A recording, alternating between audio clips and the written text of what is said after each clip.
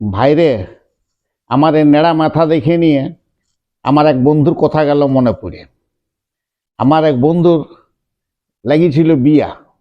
বিয়ার কদিন আগে ওর দাদু দিল পটল তুলে, দিয়ে ওয়াকো মাথা ছুলাইতে হইল, দিয়ে মন্দিরে হইল বিয়ার ব্যবস্থা। বন্ধু গেল আমার বিয়া করতে। যখন ছামড়া তলায় পাত্র আর পাত্রী সামনাসামনি, তখন পাত্রী হয়ে গেল অজ্ঞান। জ্ঞান ঘুরে আবার অজ্ঞান, জ্ঞান ঘুরে আবার অজ্ঞান।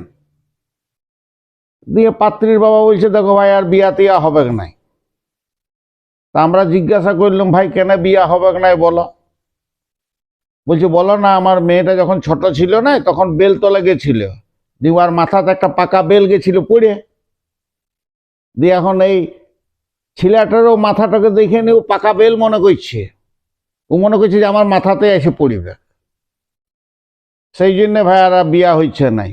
তো কি বলবো ভাই, আমাদের তো লাতিপুতি হয়ে গেল, কিন্তু আমার বন্ধুটা এখনো সেই চিরকুমারেই থেকে গেল।